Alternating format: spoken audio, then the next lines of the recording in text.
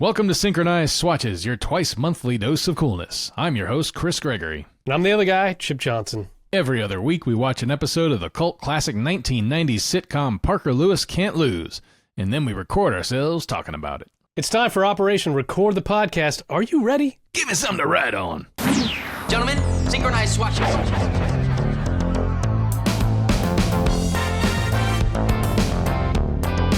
Not a problem.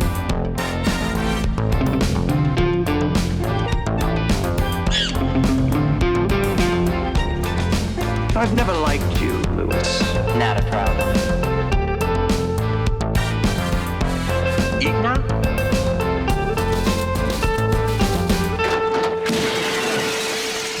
Clean out your locker. You're finished. How's the weather out there? I hear it's nice. So last week, so I was traveling for work. Yeah. Like over the long weekend, really, for work. But Yeah. so I left. So Thursday, it was 80 degrees here in LA. Mm-hmm. And Friday, I got on a plane and went to Chicago. And then drove tropical like oasis of... Yeah, and drove like 2 hours south of Chicago, where it was 6 degrees. Yeah. God damn. So it's been quite Yeah. an adjustment back and forth. I'm back now, Wow. and I think it's like 70 something here now in LA. Yeah. But yeah, that was brutal. And we were shooting. One of the days we were shooting outside too. So Yeah. it was tough. God. Yeah, I'd seen something about it being 75 in LA or something. I was like, it was 18 here yesterday morning. I'm Oh, like, what the God. fuck, man? It's a little, a little abnormal for Virginia, Yeah, but, I was gonna say even for normal winter Virginia, that's pretty low.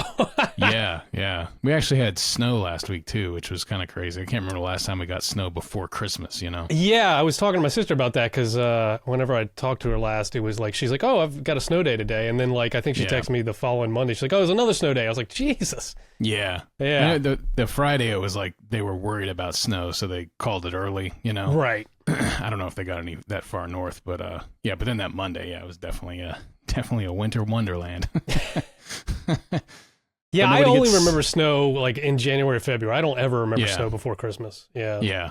The one time I could remember there being snow around here was like 20 years ago, right after I got married. The day after Christmas, it snowed. And I only remember that because I drove to Georgia that day solo for some reason. I can't remember why, but I was driving to Georgia and I got from here to like 85, I guess, with no operational wiper on the driver's side and the snow still coming down. Oh God, So dude. I drove like an hour plus with basically with my head out the window, like kind of, and like peering over to the passenger side and then out the window. Oh Stupid. man. That's the kind of dumb shit you do in your 20s. Yeah, totally, man. I remember going on a trip. I was out visiting a friend of mine, like out in Colorado. I mean, yeah, we were young as shit, but Yeah. we drove his old Jeep Cherokee up the fucking Rocky Mountains, Yeah. and he had, I think, no side mirror on the driver's side, was broke Yeah. off, and like the wipers didn't work. Yeah. So before the trip, I remember we were spraying like Rain-X on it just so that hopefully stuff would just Right. slide off. But we get up to the top of the Rockies, of course, and it's fucking a blizzard up there. Right. Yeah. And the same type of thing is like we're kind of sticking our out the window, like trying to clear it with our hands, and Yeah. we could have fallen off that fucking mountain. Yeah. You're like, this is nothing. People used to do this in wagons. Yeah, exactly.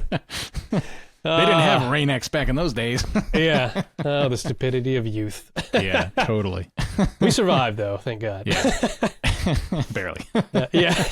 No map quest. None of that shit. Yeah. Yeah, it was Map before all quest. that shit, man. Jesus. Yeah. I was going to ask you about the guest star in today's episode, like in the before episode portion. So Yeah. mostly because I was just curious if what your memories are of Shannon Tweed, like what she is our big guest in this Yeah. episode of Parker Lewis. She's not here. Yeah, no. I should clarify. We're not talking to Shannon Tweed today. But she like for me is a very specific. I have a very specific like idea of her, I guess, from when I grew up and everything. And looking at her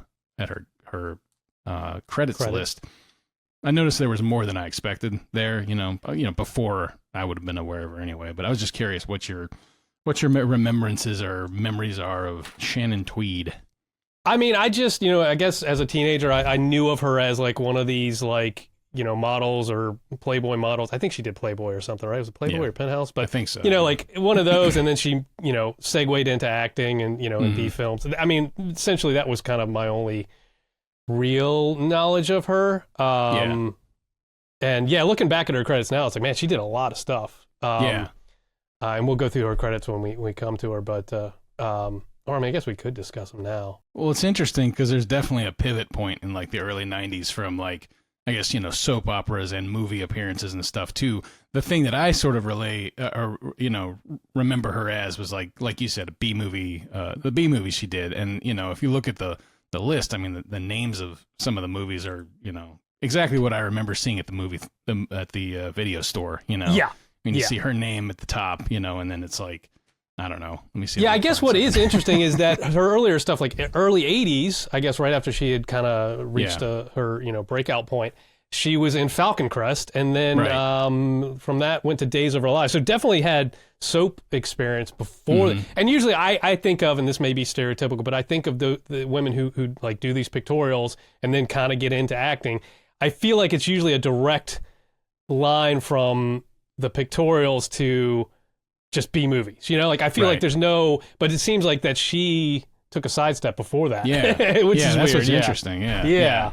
Because I mean, like I just went through some of the stuff after this episode. Actually, I mean, she was in Baywatch and whatnot, but then like, there's Liar's Edge, The Naked Truth, Sexual Response, Cold Sweat, Night Eyes 3. Like these, it's all those but that's sexual thrillers. Erotic thrillers. Yeah, exactly. Which in the late 80s and early 90s, erotic thrillers were huge. I mean, like absolutely. I mean, there's especially because it was kind of, you were getting into that straight to video market at that point, so there was more and more of those being made, low budget ones. I see that you actually picked out and listed here on our breakdown. Cannibal Women in the Avocado Jungle, 1989. I've actually seen this. Of course you have. When I saw that, I was like, what are the odds? There's 50-50 odds here. Probably better than 50-50 odds that Chip's seen this fucking movie, because the name is fucking awesome. I haven't watched it straight, but I watched it. Elvira, I think it was during her reboot of Movie Macabre. I think, I'm pretty sure it wasn't. No, it wouldn't have been on her original run. But she did like a reboot for a couple seasons of Movie Macabre. Like I want to say like 2010 or 12 or something like that. And did a whole list of movies, and this was one of the ones in that reboot. So she's she'll pop in and make Elvira pop in and make comments, and I mean I fucking love Elvira. But that's how I've seen this movie. Yeah, and I should say that it wasn't, she did, I mean, she's prolific, for years. I mean, she was on Frasier, too, I remember that episode. I was going to ask you if you remember that episode. I knew you were a Frasier fan. She played Dr. Honey Snow, where the one where she's like, she wrote a book, like, like pop psychology book that Frasier fucking hated. Yeah. Like, I mean, he just despised it. But then he meets her in person. Of course, she's hot as shit. Right. And they end up dating, and he's like having to lie about his feelings about. And I think she asks him to write the intro or introduction to her next book, and he's it's great. Great episode. Yeah.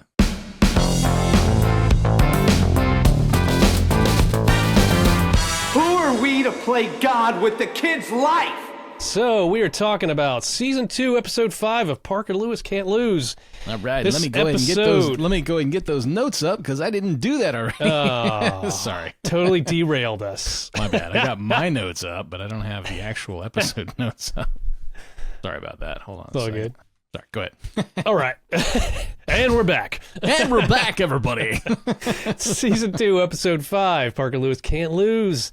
This episode's entitled The Undergraduate, which is a reference to The Graduate, the Dustin Hoffman film from, I guess it was early 70s, right? Yeah. Late 60s, early 70s. Somewhere around there. I mean, we could look, I guess, but... Lame. Everybody knows the movie. And then the German title is, Paul, if you will... Rhetorik oder die Kunst der Verführung.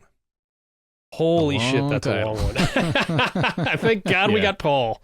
Yeah. And that translates to Rhetoric or the Art of Seduction. It's an interesting title. Yeah. This original air date was Sunday, September 15th, 1991. And I see your note here. Interestingly, The Graduate was released in Germany under the title... Go for it. Die Reefer... Die. I don't know. Yeah, Get him, Paul. Get him. I never took any German in school. At least you took a little bit. Yeah. How do you say that? Is it D? How do you... Yeah, D. That is D, yeah. That is D. Die Reef Prüfung? I think... Yeah, that's that's close enough. That's about as close as I would get. I would probably say Reife Prüfung, and I'd probably be laughed at as well. So yeah, Paul's laughing at us right as we speak. Yeah. Which is roughly translated as the final exam. Yeah, I put that in there because I was curious as to whether or not I was curious to know what that movie was called in Germany. Yeah. To see why they chose Rhetoric or the Art of Seduction as the title. Gotcha. As opposed to, we have The Undergraduate as a play on the title of that movie. I was curious if theirs was called The Graduate as well, or something else, And gotcha. As we saw, it wasn't. This episode is written by Lon Diamond and Clyde Phillips, their 11th episode, and directed by Jeff Melman, second episode. And I always wonder, is this the Melman they always kind of made? It's gotta be. Yeah. They're always referencing a Melman in different ways in the show. Like I think one was like a homeless guy whose face froze to the sidewalk or some shit. Sergeant Melman, whose face froze to the sidewalk. Yeah, Sergeant Melman as well. Anyway, so I just wonder if this is like, he was part of the crew and they just like decided to write his name in. Yeah. And as we've mentioned, our guest cast includes Shannon Tweed. So my episode synopsis is, we got trouble right here in Santo Domingo with a capital T, and that stands for teacher. Parker is hot for teacher. Nuff said. I wanna rock! That's the wrong button. I rock my pencil. Give me something right. Nah, you got it right. That was...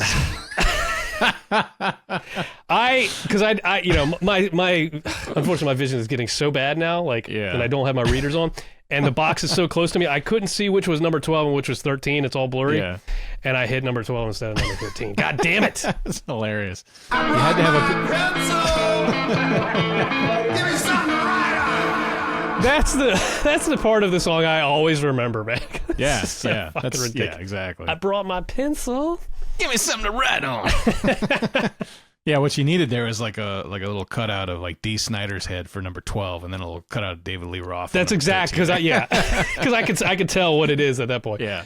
No, damn, fuck that up. Anyways, yeah, I mean, pretty much this episode is hot for teacher. That's all this is about. Yeah. 100%. So, diving in, our opening gag, we have various shots of students trying out to be in the school production of The Music Man. First up is Parker, then Mikey, then Kubiak, who, of course, knocks over some piece of the set. We end with Frank Lemmer. Yeah, I thought it was interesting here that Mikey can't do anything without his guitar. He's up there performing The Music Man with his guitar. It's like his safety net. Like it's his, what do you call it? Yeah, his blanket. Yeah, it's his Linus blanket. Yeah, safety blanket or whatever. Yeah. That's not the term I'm looking for, right? I don't know what. It'll come to you. 3 o'clock tomorrow morning when I'm lying in bed. So anyways, we end with Frank Lemmer, and Grace Musso enters frame, puts a hat on him, and applauds. That, coupled with a flashbulb firing, signifies that Frank got the part, I guess? Yeah, I guess. I don't know. That's what I took it for. Yeah. I don't know why he would have gotten it over somebody like Mikey or Parker, but... Because he's Frank. Yeah. It was rigged. Frank. It was fucking rigged. Yeah, there you go. We open tight on something bright and shiny. As we pull out on the object, it is revealed to be a cloche, and it is lifted to reveal a huge, gloriously roasted turkey. This is, of course, Larry Kubiak's lunch. He tears off a turkey leg and bites into it as we pull back to find ourselves in the school cafeteria.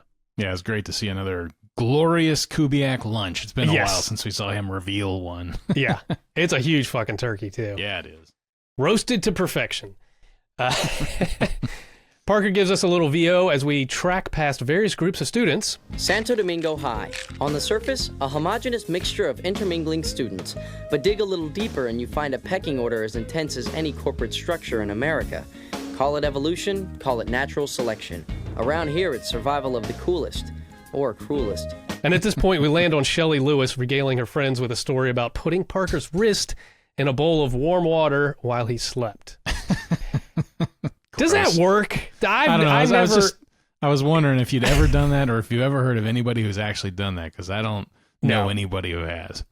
Me either. I've never done it. Yeah. I never was at a sleepover or anything that ever did that as a kid. Yeah. I never heard of anyone doing it. I mean, besides Yeah. on TV and stuff. Yeah. But yeah, supposedly you're supposed to piss yourself or something. Yeah. I think people probably got to the point where they're like, wait a minute, we'll have piss all over this person. They'll piss all over my bed. The joke's on me. Yeah, exactly. God. Just get the shaving cream and put that in his hand instead. Yeah. And tickle his nose. Yeah. Then we get a shot of some nerds discussing cold fusion and a melon jello mold. Next, we get a shot of a jock named Brian Popko imagineering his latest conquest, as Parker puts it. I love that. Imagineering his latest conquest. Yeah. He looks like he's imagineering. Totally imagineering. But he's talking to his group, his jock friends, bragging. And finally, we find the three buds sitting down to their lunch. And Mikey has his guitar still. Why is he carrying his guitar everywhere? He's practicing, man. He's practicing his licks. Yeah. So Parker comments that if Popko swapped spit with even half the girls he brags about, he'd be the all-time Santo Domingo champion. Mikey begs to differ, of course, and Jerry agrees. He whips out a calculator, does some figuring, and says even if Mr. Popko had kissed all the girls in his boasting repertoire, he's still almost 2 semesters behind Mr. Randall. My note here was, fuck yeah, he is. Nobody beats Mikey in the boning department. The boning department. I love that Jerry's keeping track of this shit, too. Like, I know. He's sitting outside the door, like, waiting for the orgasm. Like, oh, better mark down another one. Tallied up. Oh, God. Mikey's cool. He says... Oh, yeah, because I think Parker then turns to him or something, and Mikey's cool, and he's like, no need to brag, Park. I pull the old Nike. Parker is, of course, confused, and Mikey elaborates, I just do it. Yeah. And my note here was, fuck yeah, he does. Mikey fucks. Mikey fucks. It's a little menacing, but yes, he does. I just do it. Oh, God. Yeah. Suddenly, a collective gasp grabs the buds' attentions, and they turn their heads. A hush falls over the crowd as Miss Mason, the hot young English teacher, enters. As she slow-mo walks through the cafeteria, every male student stands motionless in slack-jawed, hormone-induced awe. Even Coob is momentarily distracted from his turkey leg, and I love this gag because he can't quite make up his mind what he wants more. He looks at Miss Mason, then he kind of looks down at his turkey leg and then up at her, and he's like, you can see he's torn between these two decisions. Yeah. It's a battle between his dick and his stomach. Oh, Jesus. It's funny, too, because, I get it, the way you put it perfectly. She walks in slow motion everywhere through the entire scene, but, she's got a lot of bounce in her hair, she's shot very glamorously. Yeah. And she's turning and smiling at people all the time and whatnot, and I don't blame Coob at all. Yeah. He's like... Yeah, he can't decide which one he's gonna. Love Kubiak. As Miss Mason grabs her lunch, she turns back and smiles in Parker's direction. Mikey notices and mentions it to Parker, but Parker is in disbelief. We hear some Arsenio-style chanting and pan over to find Popko bragging that he went over to Miss Mason's house once and got Masonized. God, that just sounds aggressive. Very aggressive. Masonized. This is such a strange scene, too, because, it's not strange. It's just, it gave me, Grease vibes because of how he's just, sitting there, hey, I went over and got Mason. And all the guys are like, what? Yeah, exactly, yeah. And just responding in, unison and stuff. It's really, I think it is totally a Grease vibe because, they're every time he delivers a line and they're like, hoo, hoo, hoo, hoo. Yeah. And then, he'll stop and he'll deliver another line and they'll chant again. And then he, does one line, but he doesn't finish the sentence, the thought or something. Yeah. And they're all like, yeah. Yeah, exactly. It's just total Grease vibes. That's what clued me in, yep. Yeah. So anyways, he's says he got Masonized, which is horrible. He says it all started when she wanted him to go on the debate club field trip, and she asked him to come over to her house to prep.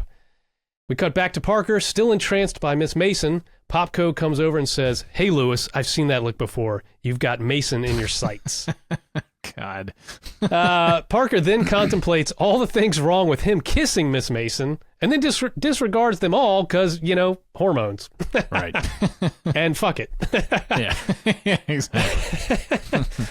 At this point, Shelley comes over and tells Parker she knows what he's thinking and he shouldn't do it. Parker just blows her off, though.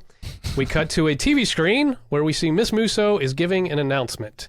Apparently, Frank Limmer has injured his throat in a yodeling accident and will not be able to fulfill his role as Harold Hill in The Music Man. She asks for anyone who wants to replace him to report to the auditorium on Friday for auditions. I really liked Tash Johnson's performance there as Lemmer with his throat injury. It's just, he's very wispy and weak. I don't know if this is the part where he's like inhaling whatever. What is it? He's got the humidifier. Mist. Yeah, he's got the humidifier mist or whatever. Yeah. Yeah, I don't know if it's in this one too, but it's definitely in the one where in Miss Musso's office in a little bit. Yeah. This is the scene where she's on screen and the two screens are next to her and Lemmer's on those screens. That's what I was thinking of. Yeah, exactly. So cutting back to the buds in the cafeteria, we get a beat where Parker makes a snarky comment about acting being a breeze, complete with a fourth wall breaking wink to the camera. And then Mikey says he wonders what geek they'll get to replace Lemmer. The two buds laugh and walk off as we see Jerry in the background looking rather ashamed. He's holding up his Music Man wardrobe, but he quickly tries to hide it back inside his jacket before they see. That's really weird too, considering that all three of them were up there auditioning for the part. Like, come on, guys. What are you embarrassed about, Jerry? Like that? I don't know. Maybe they were auditioning because they had to, and they blew it specifically because they didn't want to be in it. I don't. Yeah, I'm reaching. So then we cut to the hallway, and we get a little scene of Kubiak practicing for the audition. But not being able to quite remember the lyrics. It's a very strange scene. It's a very strange scene. And they, like, every time he's like marching, and every time every time there's a footfall, the whole like image shakes. Like I don't know if I'm pretty sure they probably did it in post, but like they shake the whole image, so it's like the whole fucking earth is shaking as he's. It goes on a around. while too. It goes on for quite a while. Yeah. And as the buds watch this, Miss Mason calls out to Parker from down the hall. She would like to see him in her classroom first thing in the morning. The entire student body, or the males at least, emit the obligatory, And VO, Parker says, "Okay, I'm sure this isn't about the debate field trip." But Mason instantly counteracts this by turning and saying, "Oh, and Parker, it's about the debate field trip." The entire student body then emits a, He's about to get Masonized. They know what's up. The bell rings and all the students scatter except Parker, who remains to watch Miss Mason walk off down the hall again in slow motion. Yeah. I love how she's, I guess later we find out she's not totally oblivious to this, but she seems completely oblivious to all of what's happening. I mean, part of it's just because this is a silly show, but like, she just doesn't notice anybody constantly staring at her, everywhere she goes. Staring holes right through her. Yeah. So she's walking down in slow motion, and then right before we cut to commercial, though, Coob comes back in singing, "I'm talking about trouble right here in River City," with a capital M? 7? 7. Oh, Coob. Definitely dumb Coob in this episode. We got dumb Coob this time. Anyway, so we cut to commercial on that. Then back from commercial, we're in the hallway again. It's the next day, and Parker is on his way to see Miss Mason. I don't know if you saw the flyers on the wall here for the Music Man auditions, but they have some very strange graphics on them. Like, I couldn't tell looking at them if, like, they just if it was the old, no one's going to see this in the background kind of thing, where they just scribbled something up there. But there's a couple of them. Or if it's like a specific style that I'm just not fucking aware of, Like I saw one of them. I saw one of them, and it was just some weird, like, cartoon character of some guy, like sweating or something. I don't know what it was. So, if it is a style, it's something I'm not aware of either, but I think they just draw anything because they don't think anybody's going to see it. Just chalk it up. Yeah, chalk it up to that. Yeah. Yeah. No one's going to be analyzing this stupid shit. Just put something up there. As Parker steps into the classroom, Miss Mason's leg raises into the foreground to frame him a la The Graduate. That famous scene from The Graduate. Miss Mason pitches the idea of Parker representing the class in the debate forum workshop. He agrees. And during this whole conversation, I have to point out that Parker's phasing in and out of a fantasy where he is getting closer and closer to kissing Miss Mason. Yeah. It's like he's not quite paying attention to what she's really saying. He just keeps flashing into this fantasy world. Finally, Miss Mason tells him to come over to her house at 4 p.m. to discuss the deets. I was going to say, like, I feel like the direction to Shannon Tweed for this episode must have just been like, be breathy. Yeah. Because the way she delivers every single line is like this. Yes. I probably put a little bit more cheese on there than I needed to, but it's just very breathy. Yeah, it is. I did think it was funny too, just when the fantasy he's phasing in and out of is about getting closer and closer to kissing her. I was like, oh, that's so cute. Because if we were in Mikey's head, couldn't show that on TV. No, he probably still couldn't show that on TV. Oh man, yeah. So she says she invites him over to the house at 4 p.m. to discuss it, and Parker's about to say not a problem, but he is snatched up by the ear by Miss Musso and plopped down in her office, where Frank Lemmer calls into session a court case against Parker Lewis. Mikey and Jerry are already there. Mikey asks how the meeting went with Miss Mason. Parker informs them of the invite to her house. The buds are stoked, but Parker tells them to backburner it and tell him what they stand accused of. Did they commit any punishable offenses in the last 48 hours? And there's a little exposition here from Miss Musso explaining the budget cuts of late. I guess the whole school has gotten a lot of budget cuts, and it's also hit the drama department. Despite that, she has worked out a deal with the Dramatic Underwriting Committee, or DUC. another great acronym. Yeah. And so the deal she's worked out is that if this production of The Music Man is a success, they will reinstate their funding to the school. Don't you think that those are some incredibly high stakes for a fucking high school play? They've cut the budget for the school performing arts. And the only way you're going to get it back is if you really knock it out of the park with The Music Man. Yep. It's putting a lot on the shoulders of these children. Yes. No pressure. Yeah. I'm not sure about this fucking duck.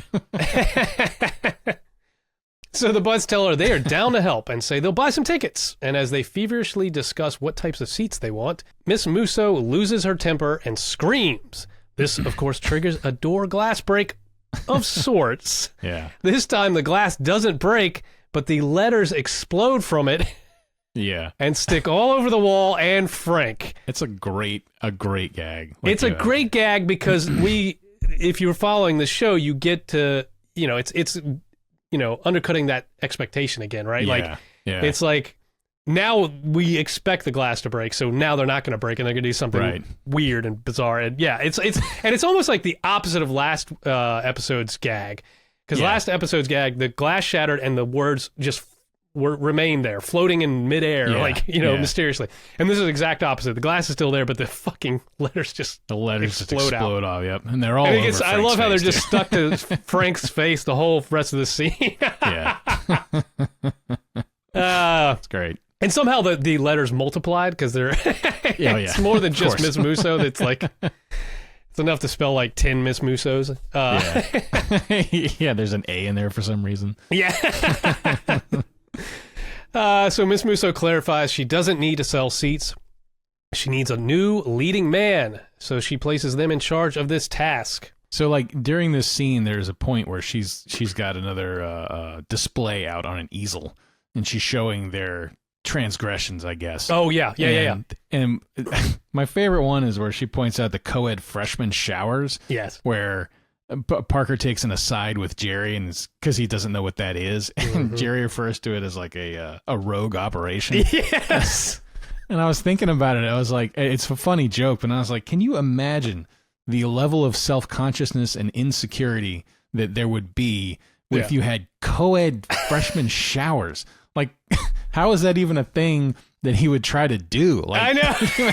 Like, I could see that dirty bird doing something where it's like, I don't know, like mandatory showers, and then I'm going to drill a hole in the wall or something like fucking but it's 80s like movie or something. he would be forced to be in the shower too. I mean, I'm sure he'd have his jacket on, but yeah. It's and especially from that age, teenage years, freshman year. You're so insecure, anyways. Like everybody's so insecure. Like especially it's hard in enough to grade. shower in with your own gender. Right. Imagine. Yeah. I mean, in 9th grade, like half the people are like growing beards, and the other half of the people still look like 4th graders. So yes, I was like, Jerry, you're one bold son of a bitch, man. Of course, as you pointed out, he'd be wearing his jacket, so he wouldn't have to do shit. Exactly. I think that's what it is. Yeah. Oh God, Jerry. Filthy, filthy Jerry. Filthy boy. So anyways, we cut to the Atlas Diner. The buds enter, and Mikey raves about how cool it is that Park is going over to Miss Mason's house. Jerry is awestruck by the fact that teachers live in houses. Yeah.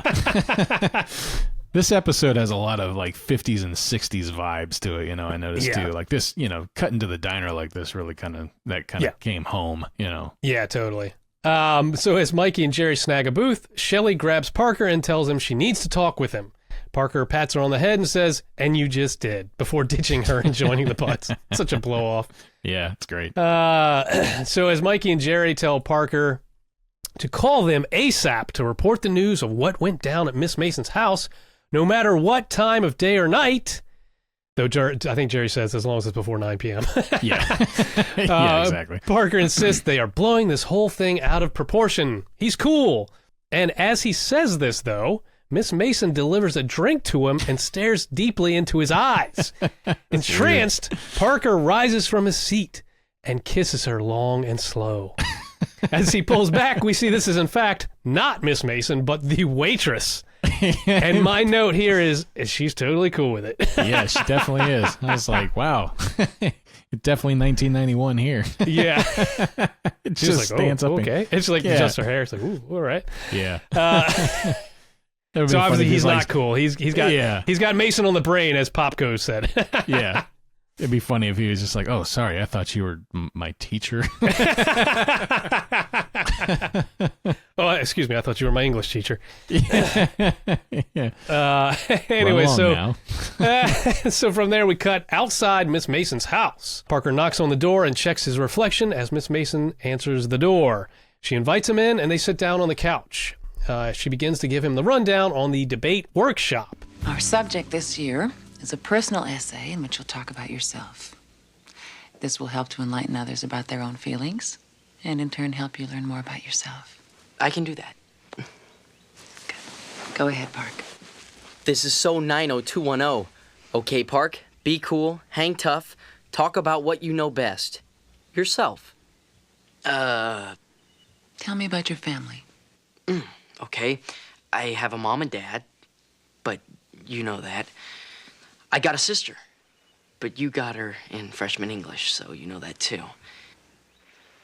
I had a dog that stuttered, but that's probably more than you want to know. No, I want to hear everything. I can't do this. I'll show you how. I grew up on a farm outside St. Louis.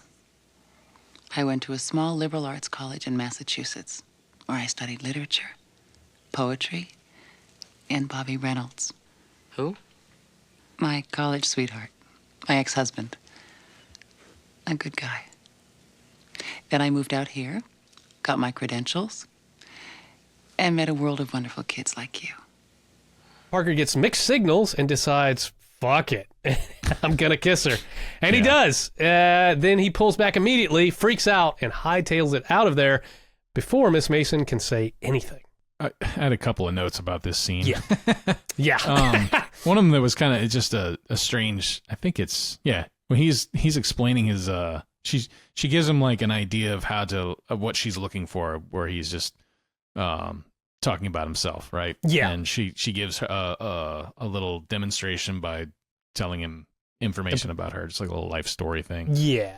I did think it was funny that he starts to talk, they cut away, and when they come back, he's telling her, and then I made the decision to enroll in your class, and I was like, how long was she sitting there that he got into granular detail to the point where he's relaying his entire life up to the point where he chose to get to her class. Enroll in her class. Like, how much fucking detail is he?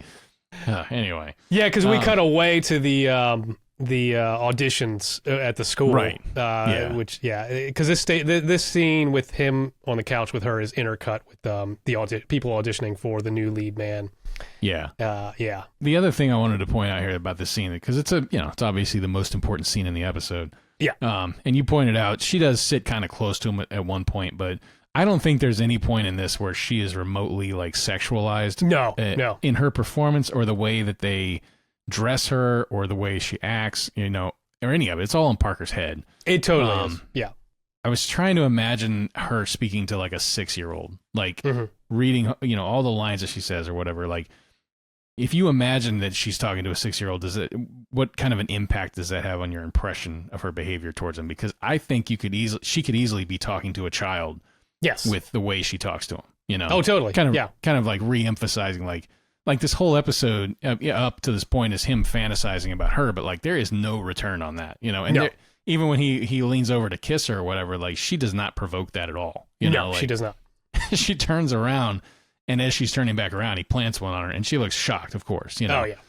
Which I thought was an interesting choice, that I feel like a lot of shows and movies in the 80s probably would have, been a little more coy about, her response. Maybe not. I don't know. It's just, it's a hot for teacher episode, but it's entirely in one direction, Yes. Oh, totally. And thoroughly unprovoked, beyond the fact that she's an attractive woman, Yeah. So, anyway. Yeah, no, great points. Because because I think at the moment, again, it's all in his head that he's just like, because you hear his, his VO, and it's like, does she want me to kiss her? Or is she waiting for me to make the move? Or is she going to make the, he's freaking out, Yeah. And I think she's like, she had been just talking to him like about how to do this debate thing. Yeah. And I think she because she's holding a pillow or something, just kind of sitting on the couch. And I think she goes to put it back there so that she can turn around and say, tell him something else. But as she turns back, that's when he kisses her. So it's totally he totally blindsides her with the kiss. Yeah.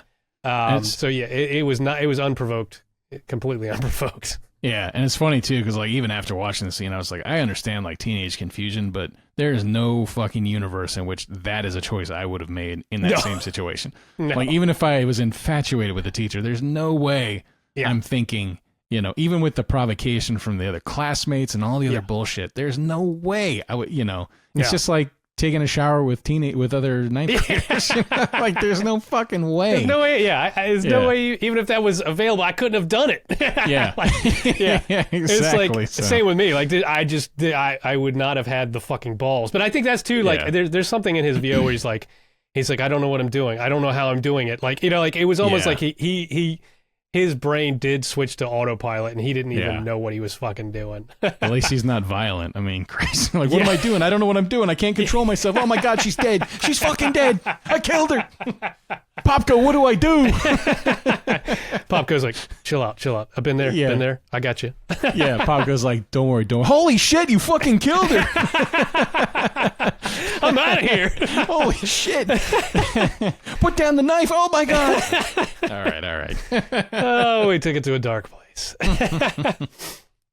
But yeah, so this whole scene is intercut with scenes of the Music Man tryouts. But after, he makes the stupid move, kisses her, and then freaks out and leaves. Yeah. Then we cut back to the school auditorium for a bigger scene. It's the next day, and the tryouts are continuing. And Parker actually arrives, and Mikey and Jerry grab him and tell him they've lost sleep waiting for his call. Apparently, Jerry stayed up to 9:30. Well, that's great. Well past his 9 o'clock bedtime. Yeah. So he's pissed. Jerry's pissed. And Mikey's pissed as well because he says he watched MTV all night, and he says if he ever sees another Wilson Phillips video, he's going to lose his love thing for Daisy Fuentes. You remember Daisy Fuentes? Oh, yeah. That was that's why I made the note here. I was like, oh, Daisy Fuentes. Daisy Fuentes, man. Yeah. I didn't I don't know how realize you she can was. lose your love thing, man. I mean, I know. no matter how many Wilson Phillips videos are shown. Yeah, give me more, Daisy. Give me more. I don't remember. I don't think I realized she was on there that early, but I remember her from the mid '90s. But I had to look it up too because it's weird. It must have been right at the beginning of her tenure there at MTV. I thought this was a little early for that too, but I guess not. Yeah. So anyways, the buds complain that Parker has left them out of the loop, and that they tell him standard operating procedure for generations of teenagers has been any and all encounters with the opposite sex must be reported within 120 minutes of contact. Contact. Parker insists those bylaws were written for encounters with girls, not teachers. And Mikey calls bullshit. He's like, no, that's a horrible answer. Yeah, rightly so. So Parker just asked them to drop it. Yeah, and they do the little hand high five thing again. Yeah. And I was like, I need to start paying attention because they started for like backside to backside than normally. And I don't know that that's actually the way they usually do it. So I'm going to start paying attention to that. Like, what's the proper way? The proper way. You start back to back or you start front to front? I think it's back to back first. Okay. All right. I think, yeah. Well, maybe they did it right. I don't know. Got my eye on these fellas. Yeah. So we're outside the school now, and the buds are walking across the quad when Popco pops in. He asks how the home visit went. Did you get your lips wet? He asks. Yeah. Well, Popco, let me tell you. Did you get your lips wet? They were the only lips that got wet, Popco. Hey! Yo! Ooh. Oh, man. Rock. Yeah, I was about to hit that, and I was like, I can't see which one it is. Just hit it anyway. There you go. Just be Paul's translation instead. Yeah, exactly. Oh, man. So Parker assures everyone that nothing happened. Popco tells him that he's boned. He says, you do the deed and deny it? Was humility ever so cool? Weird guy. He is a weird guy. He's like, and I kind of like his character because he's not he's kind of a typical jock, but he's not like the typical jock. I don't know what's different about him, but he's not a dickhead. He's not a dickhead. Bully. He's actually kind of cool, right? Like, and it's just like, I mean, he believes Parker, did it, and he's like, man, you're so cool, man. You're just being all humble about it. It's just, I know he's it's an interesting twist on the jock. So, anyways, he walks off to high five his entourage, of course, and Miss Mason rounds the corner. She doesn't look happy, and she tells Park that they need to talk. My classroom, she says. Yeah, I made a note here. Like, I think in reality, if like something like this actually happened, the teacher's probably calling the parents immediately. Like, this is like at the very least next day. I think it's next day. It's like, yes, this is next. Can you imagine a world where the teacher would, a student would kiss a teacher, and that teacher wouldn't immediately do something to at least cover their own ass? Let it boil for 24 hours, and then like, who the fuck knows what happened?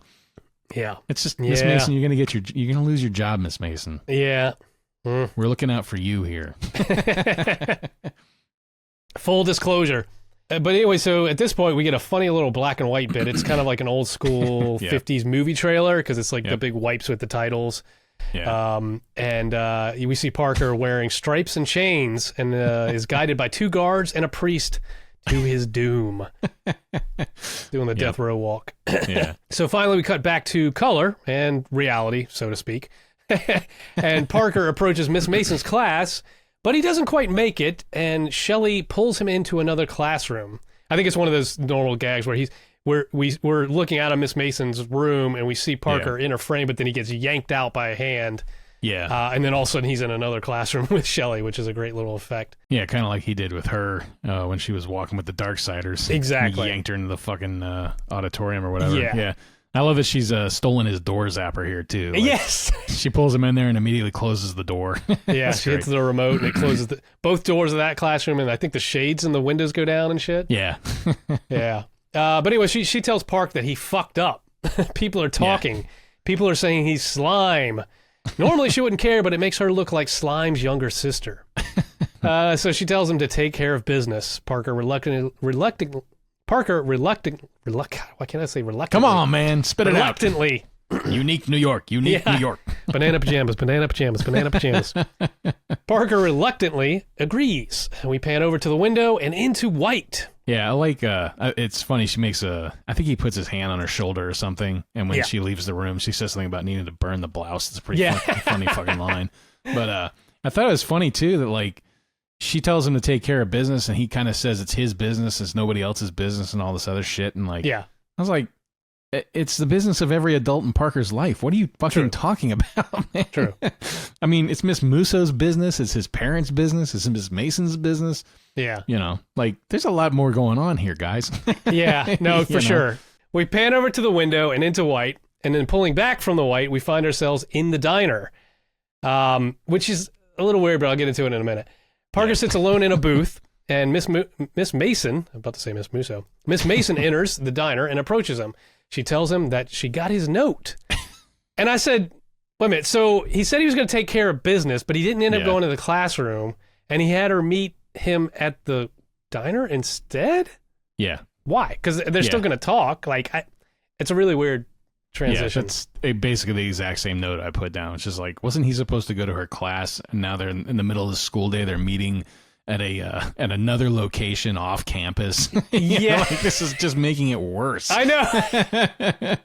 So Parker's what you're saying Parker's is, like, I'm going to go for it again. I just fucked up the first time. That's all. Yeah. It's like, so what you're saying is my son kissed you. You didn't call us that day to tell us, and then the next day you met him off campus to talk to him. Okay. Not looking good. It's not looking good. Give me Grace Musso, please. Anyway, so Parker says they need to talk. Yeah, no shit. I mean, that's what she's been saying. Yeah. I was like, my note is here. My note is actually, no shit. That's what she said, Park. Have your hormones just obliterated your brain cells at this point? Yep. He's just a mess, dude. Yeah. So Miss Mason says people are already talking, and Parker insists it wasn't him. He didn't say anything. And she says she knows that. But she knows what people say about her, and this is what you mentioned earlier. She is not oblivious. She does know how people look at her, how people talk about her. She's aware. She is completely aware. What about what Popko's been saying? What? That I kissed him?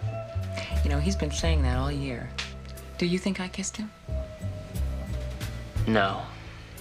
That's right. A high school teacher has no business being intimate with a student. Friendly, fine. Intimate? No. Miss Mason, we kissed. No, Parker. You kissed me. He kissed her.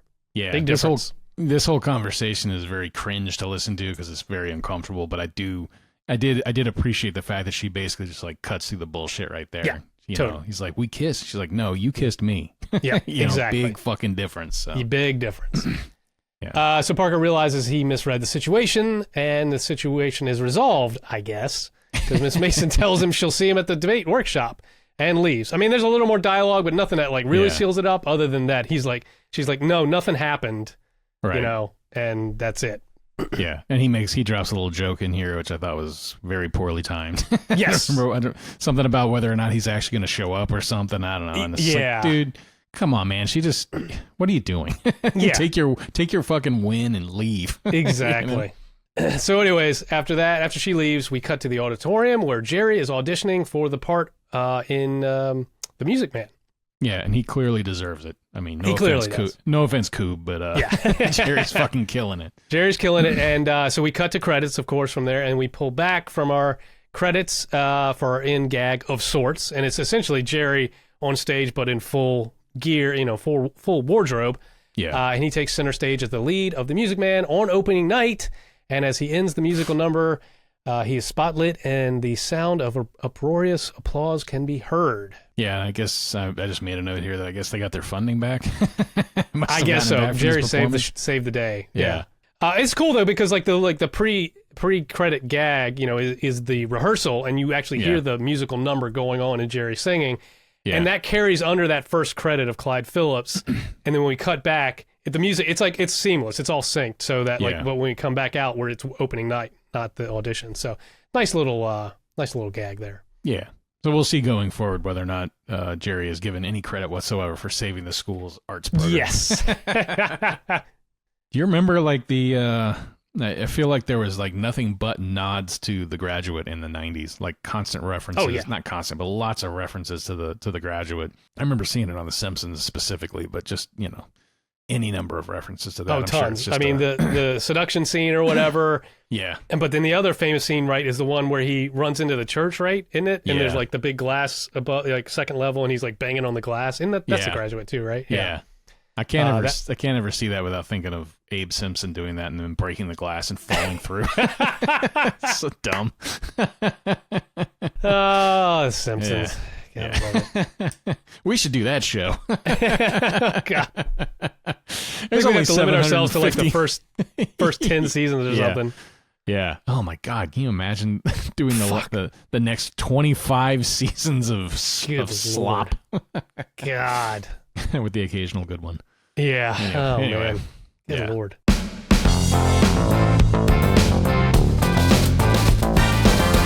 Penny, for your thoughts? What were your thoughts on this episode, man? It was pretty good. It was not one of my favorites. I Right. didn't dislike it or anything, but it was a little clunky, I thought, Yeah. but it had a lot of, having said that, it had a lot of enjoyable elements to it. I like the Popco character, even though he's a total pain in the ass. He's Yeah. just, he's full of shit, Yes. but Yes. he's an interesting character to have in there. I was thinking while I was watching that, actually, at the very beginning when Parker was describing all the different groups and cliques there, I was trying to imagine back to like all we watched so far, like how many different individual characters and groups are supposedly like simultaneously in school here, because you've got the Vogues and you've got those nice rich girls from the end of the first season, and that football player kid and the Darksiders and all these different, like you have shit, what's his name? Who's the dork? I forgot his fucking name. Oh, the skateboarding kid. Well, no, I was the talking Mikey about protege, or no, him. But I was talking about man, fuck, Conrad Fleck. Fleck, fucking Yeah, Fleck. Conrad Fleck. Yeah, God's Conrad Fleck. sake, and Becky Grant and all these different characters that are the girl that turned Parker into an artist or whatever. Oh, Whatever her name was. Gary's first date, all these different characters who were just, it's interesting. But I'm talking not at all about the episode because I don't really have a whole lot else to say about it besides what we said while we were talking about it. I mean, yeah, that whole hot for teacher thing is a little bit. I like the way they did it on here because it's a little more realistic. It totally is. Yeah. Well, where did you land on this episode? I mean, it was fun. Definitely not top tier or anything. Yeah. But yeah, I agree. I like the way they handle. I mean, it's a hot for teachers was a common trope in the 80s and 90s for sitcoms and shows. But I like the way they handled it. And again, I mean, I kind of glossed over that scene where the couch scene, but like it definitely, it was all in his head. Like she didn't. Yeah. It wasn't like it was just playing up on the teenager hormones. Speaking of the Popco character too, like he is kind of a pain in the ass, but it's like you have to have that character, that braggadocious character in this type of show. Yeah. To kind of contrast Parker against, but because otherwise it's going to have to be like Mikey or something, and you don't want to do not that really to like Mikey. a friendly thing to do. Yeah. No. Antagonizing Parker to go fuck a teacher. Yeah. But yeah, it was some good gags. The class break was a good misdirector, like I say, undercutting expectation, because we expect the glass to break now in some weird way, and it's like, it didn't even break. It's just fucking letters. And Shelley talking about having to burn her blouse. That was funny. Yeah. Great. Now I have to burn this blouse. It was awesome. On the next Synchronized Swatches. All right. For our next episode, we'll be watching Season 2, Episode 6, Stormy Mikey. High school is not exactly high on Mikey's list of priorities. I think we've learned that before. Yeah. In typically Mikey fashion, a girl steals his interest and offers him something too good to be true. The girl's father happens to run a big recording studio, and father and daughter offer Mikey a recording contract. So 90s. Parker knows that Mikey could possibly be throwing his life away as the love-struck teen's mind is set solely on the deal. Parker must get to the bottom of everything everything and decide how to wake Mikey up to reality. Okay. Yeah. I don't think I've watched this one yet. Or if I did, it was in the background. I remember the record contract thing. I remember the record contract, yeah, but I think it's been a while since I've watched this one. You've been listening to Synchronize Swatches, your twice monthly dose of coolness. But wait, if listening isn't enough for you and you'd like to see our ugly mugs, not a problem. Head on over to YouTube and subscribe to our channel at Synchronize Swatches. There you will be able to find our mainline episodes, as well as some bonus content. Also, you can now stream full episodes of Parker Lewis Can't Lose on Plex.tv, so you can follow along with us. We're also on social media. Search for our handle at SwatchesPod on Instagram and TikTok, and hit that follow button. We welcome your comments, questions, critiques, all forms of correspondence there are, over at our email address, swatchespod@gmail.com.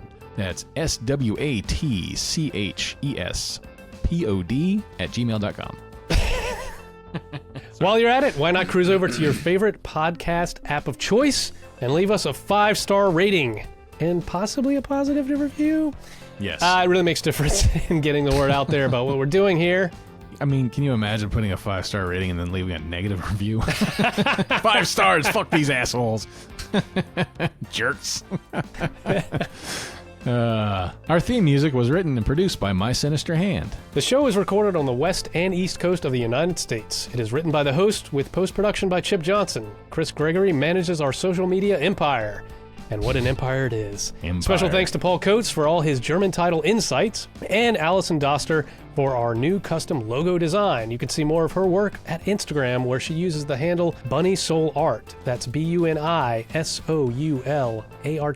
Bunny Soul Art. Thanks again for joining us. Until next time, I'm Chris Gregory. And I'm Chip Johnson. Reminding you that apathy is the Orwellian prologue. Get out there and do some good. Get fucker. out there and touch grass and do some good, you son of a bitch. I Yeah, there you go. My friend Jerry said you guys were going to do something really neat today.